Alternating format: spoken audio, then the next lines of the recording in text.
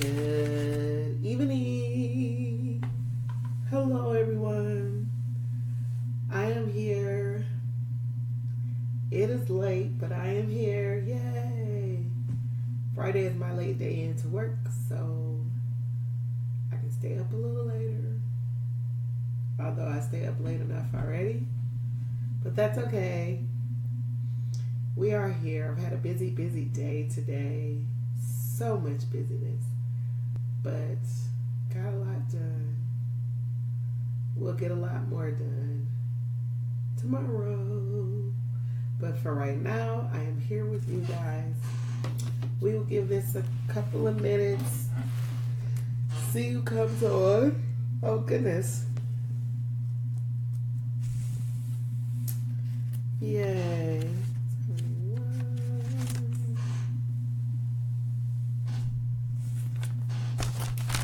And then we'll get started. I'm drinking Wawa today. I actually already had my tea, but then I got super hot, so I had to drink ice water so I can bring my body temperature down because I was starting to sweat. Which is warming up outside. I would have the window open, but somebody's alarm has been going off for like 20 minutes. So I had to close the window right before I came on live with you guys. So you wouldn't hear that alarm in the background. That is still going off right now. I hear it vaguely with my window closed.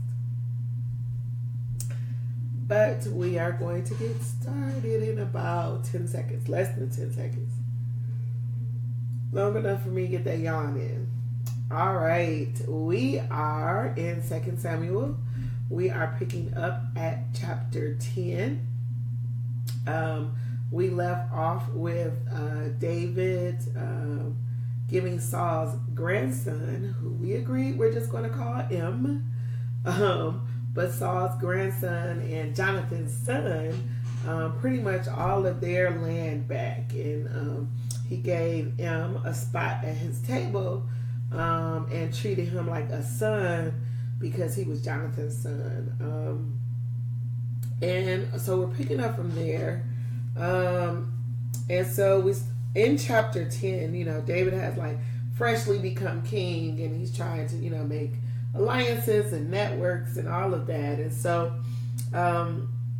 he goes to the Ammonites and attempts to make sort of treaty with them, sort of like an alliance. Hey, no hard feelings. What's going on, guy? I'm the king. Have you heard? I'm the new king of Israel, right? But look what happens, right? I'll start at verse 1. In the course of time, the king of the Ammonites died, and his son Hanan succeeded him as king. David thought, I will show kindness to Hanan, son of Nahash, just as his father showed kindness to me. So David sent a delegation to express his sympathy to Hanan concerning his father. So David is like, his father never did wrong to me. So I'm going to, wish him some condolences in his father's death. But then look what he does. He takes some bad advice, and look what he does. When David's men came to the land of the Ammonites commanders, that's the commanders of the armies, said to their king, Hanan, do you think David is honoring your father by sending envoys to you to express sympathy? Hasn't David sent them to you only to explore the city and spy it out and overthrow it? So then Hanan, believing what they said, seized David's envoys, shaved off half of each man's beard, and cut off their garments at the buttocks and sent them away. So he took the King David's men and just humiliated them, right? I mean, they had to go walking back to David with half their beard shaved off. Hey, Cliff, with half their beard shaved off and the butt part of their pants not there. And that's how they had to walk back. They walked all the way back. And so they were very embarrassed. And of course, we know when David found out about this, he was very angry. And so Hanan realized, I done made a mistake.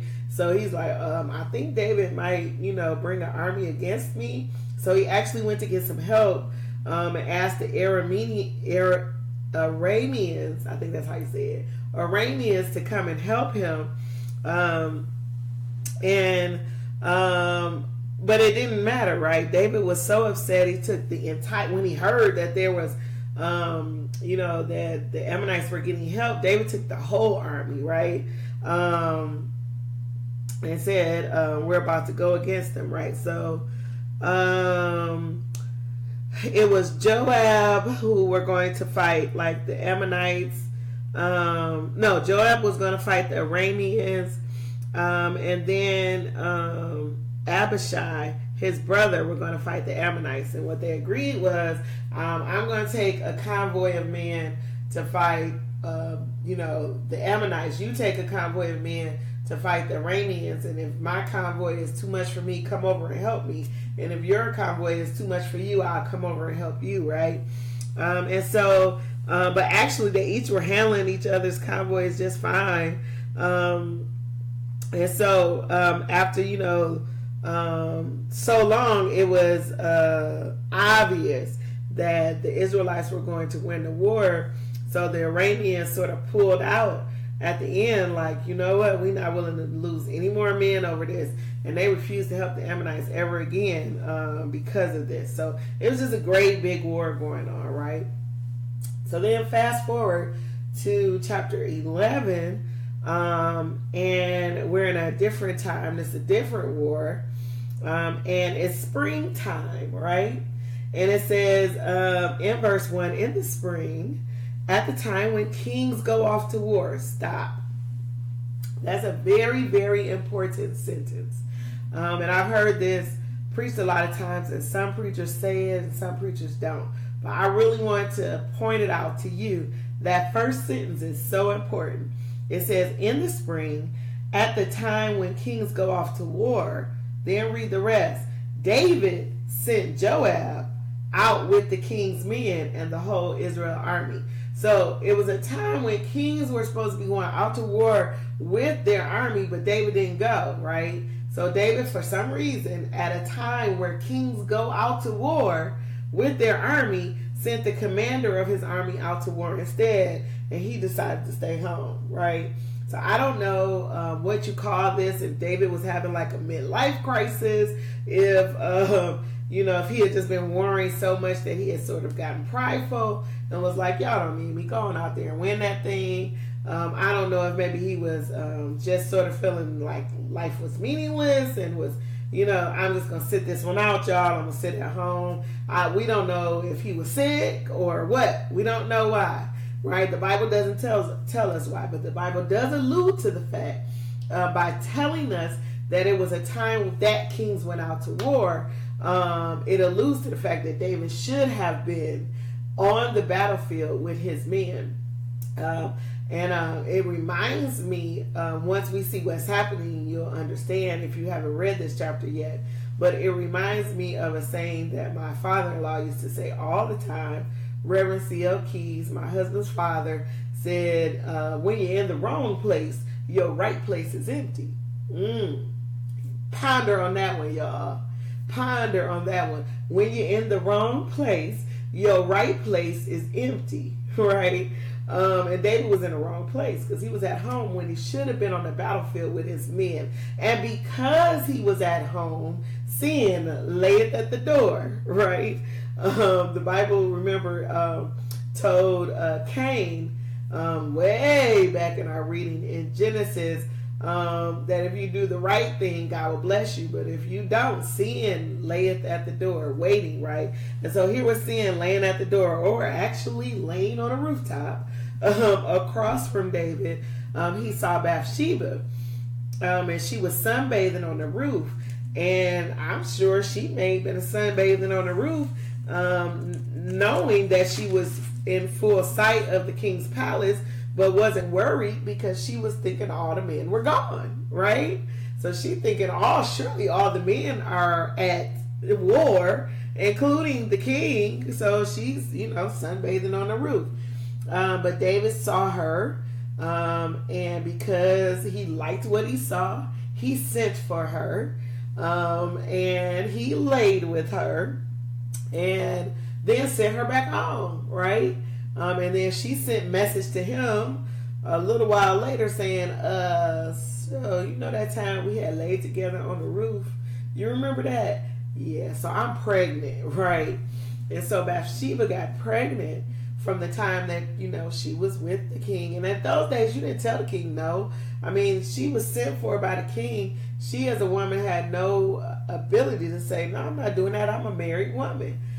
She didn't have the ability to do that. We don't know if she was a willing participant or not. The Bible does not say that.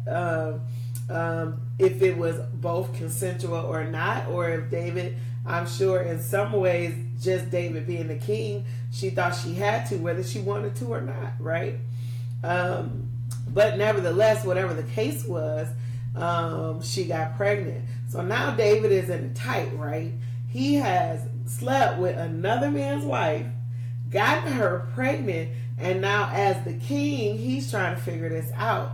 So his idea was, I'm going to get Uriah off the field, bring him here, and then, you know, give him an opportunity to go and sleep with his wife, then put him back out there on the field. Then he'll think his wife is pregnant by him, right?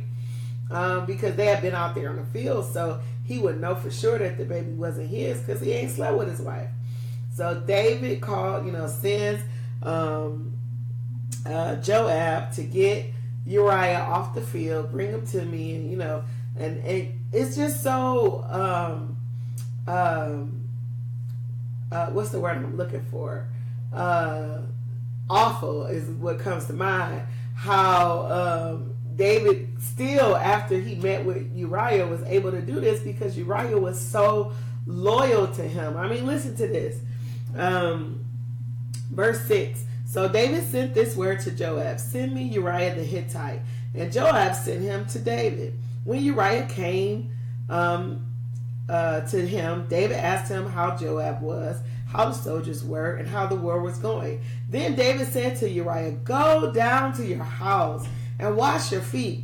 So Uriah left the palace, and a gift from the king was sent after him. But Uriah slept at the entrance to the palace with all his master's servants and did not go down to his house. David was told Uriah did not go home. So he asked Uriah, haven't you just come from a military campaign? Why didn't you go home? Listen to Uriah. Uriah said to David, the ark and Israel and Judah are staying in tents, and my commander Joab and my Lord's men are camped in the open country. How could I go to my house to eat and drink and make love to my wife? As surely as you live, I will not do such a thing. So here, David thinking, oh, I'm just going to give him an opportunity to go home, see his wife, and he's going to eat and drink and have dinner and make love to his wife, and then all is good. He'll think that baby is his, right? But Uriah is so faithful to the king and so faithful to the cause that he actually sleeps pretty much on the stairs of the palace rather than go home and sleep with his wife. And so that wasn't the end of it, right? So David tries again. He's like, this time I'm going to get drunk. Get him drunk. And so, listen, he said, then David said to him, stay here one more day, and tomorrow I will send you back. So Uriah remained in Jerusalem that day and the next. At David's invitation, he ate and drank with him, and David made him drunk. But in the evening, Uriah went out to sleep on his mat among his master's servants. He did not go home. So even in his drunken state, he was loyal to David. Even in his drunken state, he would not go home and sleep with his wife. So now David is in a pickle, right? He like, I done slept with this man's wife. I done got her pregnant. The whole kingdom gonna know. What is up? What do I do? So then now here is his final plan. He says, in the morning, verse 14, in the morning, David wrote a letter to Joab and sent it with Uriah. In it, So he like sending Uriah with his death sentence, y'all. Uriah don't even know. He's so loyal, he won't even read the note, y'all. But he got the note of his death sentence in his pocket. He says to Joab in this note that he sent with Uriah, put Uriah out in front where the fighting is fiercest. Then withdraw from him, so he will be struck down and die.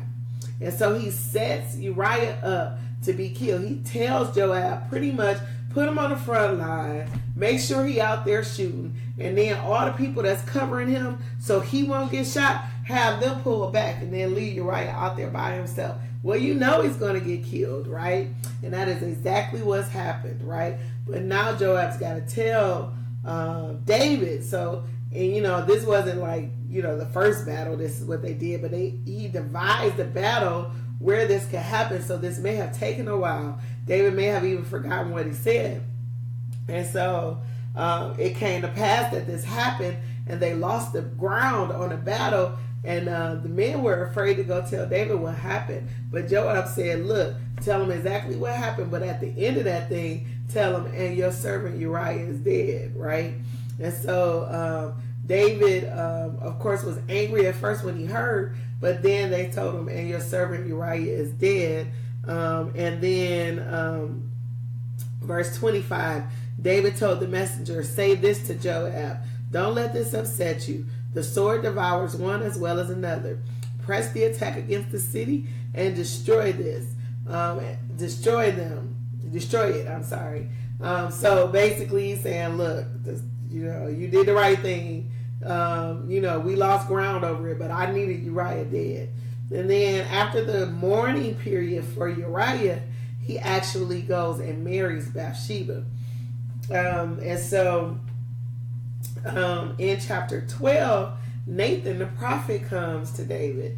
And, you know, I love God. I love God because I love the way he does things, because, you know, David's the king. So if you come wrong on the king, I don't care who it is. When someone is in leadership and you know that they have done something that is inappropriate, you still can't just come in their face and be like, look, you wrong, let me tell you, blah, blah, blah, blah, right? There is a way, right? So you yourself won't get in trouble. So I'm sure Nathan, when he got this prophecy from the Lord, was like, you want me to tell David what? You want me to tell the king he wrong, what that he's sinned? You want me to do what? Hey, Tanya, what do you want me to do? So yeah, God, I don't know about that, right? But Nathan approaches the king with a story, and in this story, he tells the king about, you know, this man that had this little old ewe lamb, and he loved the lamb, but it was this another rich man that had all the money in the world, that had sheep and cattle and all kinds of stuff. But this one, the poor man, all he had was this little ewe lamb. He treated the lamb like his daughter.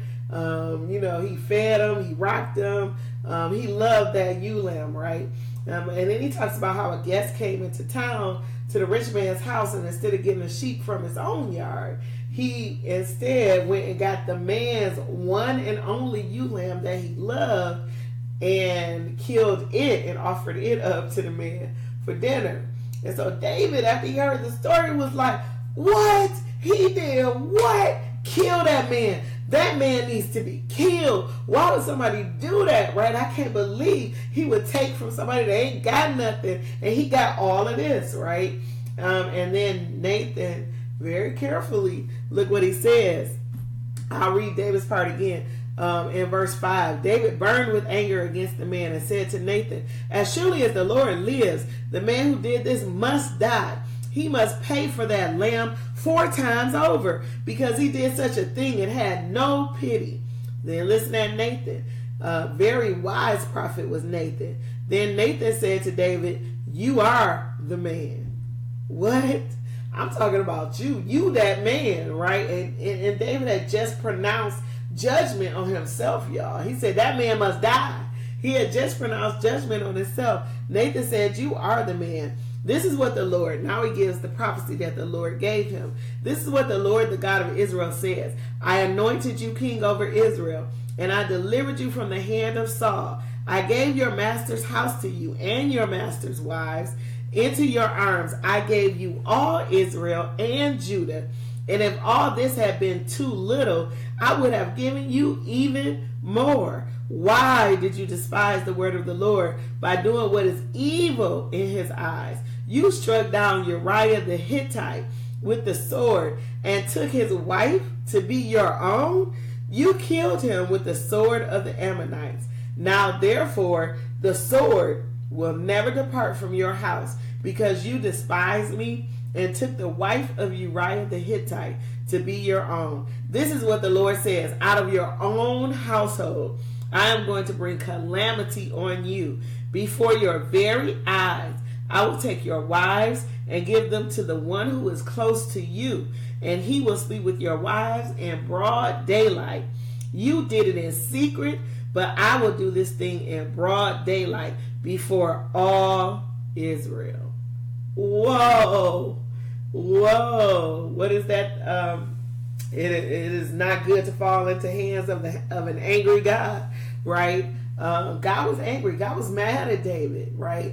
Because, I mean, can you imagine? God is like, I gave you everything. I gave you everything. And why'd you have to go take their thing? And I gave you everything. David had 3 wives of his own, and he inherited all of Saul's wives, and he picked up some concubine on the way. He had women. Women wasn't his issue, right? And that's why I said I think even the fact that he stayed home from war was a sign, because David was a warrior. I mean, that's what he did. But the fact that he stayed home from war kind of showed a shift in his thinking, and the fact that he was getting on the proud side. And now the fact that he's taking a man's wife and covering it up and doing all these things, like, I'm the king, I can do what I want. Oh, have him killed, right? I'm the king, I can do what I want. And what Nathan's story said, without pity, right? Did it without pity. You didn't even regret. Had I not brought it to you, you would have went to your grave just as happy-go-lucky as if nothing happened, right? But this is what I love about David, right?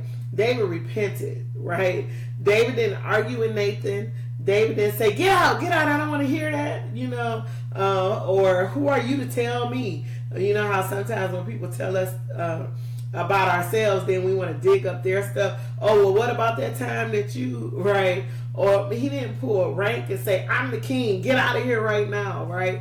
But instead, he just acknowledged his sin, and he repented. He said, I have sinned against the Lord, right? There was one more punishment to come, right?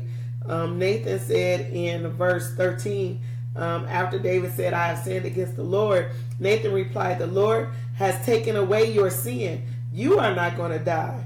But because by doing this you have shown utter contempt for the Lord, the son born to you will die. So remember, Bathsheba was pregnant, right? She got pregnant. And what the Lord said is, I'm not going to kill you for your sins, but I'm not going to allow that boy to live, right? The boy will die. And so David actually fasted. He didn't eat. He cried. He lamented. He did all of these things for as long as the boy was living. The boy lived 7 days after the Lord said this. So we don't know if he was 7 days old, because he could have already been born when the Lord said this. But he was a baby. We know that, right? So 7 days after the Lord said, the son will not live, the boy died. And his servants were confused, because they were like, well, when the son was living, he was, lamenting and crying and all of that. And, we were scared to approach him because we didn't know what kind of temperament he was going to be in. But when the boy finally died, here he is. He gets up and he dusts himself off and he makes himself look good, and he goes and he eats. And, the servants are whispering about, like, what's going on? Because they were afraid to tell David that the boy died. But once they told him, this is what happened. And finally, David told them, look, and this is verse 22. Well, I'll start with 21. His attendants asked him, why are you acting this way? While the child was alive, you fasted and wept. But now that the child is dead, you get up and eat? He answered, while the child was still alive, I fasted and wept. I thought, who knows? The Lord may be gracious to me and let the child live. But now that he is dead, why should I go on fasting? Can I bring him back again? I will go to him, but he will not return to me. So basically, David was saying, while the child was still alive, there was still a chance, right? There was still a chance that God would change his mind. And so I prayed and I fasted and I called out to God and I cried out to God, like, God, maybe you'll change. But once the thing is dead, ain't nothing I could do to change it. I need to move on. And that's, I think, a good pin for us right there, is that once something has died, once there's no chance of resurrection in that thing, right, then you need to move on. Once God's decision has been made about it, it's a definitive no, right? There's no need for you to keep crying about it. No need for you to keep begging God about it when it's clear that the answer is no, because it has already died and it ain't coming back to life, right? And David realized that. David said, look, there's nothing I can do. We're going on and moving on. And he did. And Bathsheba got pregnant again and had Solomon, who we will find out pretty soon will be the heir to the throne. And so we go on to chapter 13, which is a very sad story of Amnon and Tamar. So apparently Amnon was in love with his sister. They were half sisters. They had the same father but different mothers. But Absalom and Tamar had the same mother and father, so they were like, 100% brother and sister. And Amnon was in love with his sister. Got some bad advice from one of his servants, right? He had an advisor named Jonadab, who he told, I'm in love with my sister. And Jonadab gave him some bad advice, like set her up. Basically, tell her you're sick and that you need her to come in and take care of you. And so he begs his father to let his sister come in and take care of him.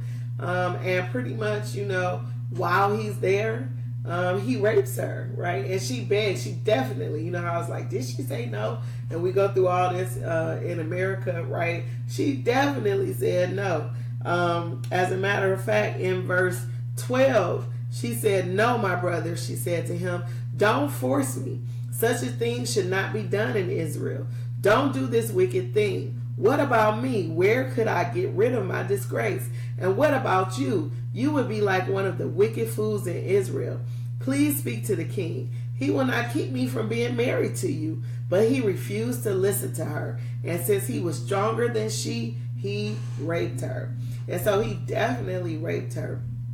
And the horrible part about it, not as if the rape was not horrible in itself, but after he raped her, then he didn't want her no more, right? I mean, he spent all this time lusting. He thought it was love, but he spent all this time lusting over her. And then once he had gotten his lust fulfilled, he didn't want her no more, and he put her out. And she begged, don't put me out. That's worse than anything. You put me out. But he put her out, and Absalom actually found her. She tore, she had a beautiful, colorful dress that the virgins wore, and she tore it, her robe, and she's just all distraught and crying. And Absalom finds his sister this way, and takes her into his house, and she actually lives with him, the Bible says, as a desolate woman for the rest of her life, which means she never married, she never had children, she was just a desolate woman the rest of her life. Now Absalom was very mad over this, right? But he just, I believe, waited to see what David would do about it. This is my own personal belief. The Bible doesn't say this. This is me. This is white treeology, right? I believe that Absalom was like, surely my dad's going to do something about this, right? Verse 21 of chapter 13 says, when King David heard about it, he was furious. He was mad. But he didn't do anything to Amnon. He was mad, but he didn't do anything. There was no judgment. There was no punishment. There were no consequences. Nothing is recorded here that anything was done to Amnon by the hand of David. So David wasn't handling his household, and it kind of even puts you in remembrance of Eli, right? Whose sons were kind of running rampant and he didn't handle his household. This was the start of the punishment for sleeping with Bathsheba. Remember, the sword was going to be in his house for the rest of his life because he slept with Bathsheba. And this was the start of that. So 2 years after the fact, Absalom actually has his men kill Amnon in punishment. And David at the time thinks that Absalom has killed all his sons. And one of his servants had to tell him, no. It wasn't all his sons. It was just Amnon. Absalom was taking vengeance on Amnon. It was just Amnon. And so afterwards, Absalom flees the kingdom. He runs away because he's killed his brother. And he runs away and stays in Geshur for 3 years. So he runs away for 3 years. But even as he was gone for those 3 years,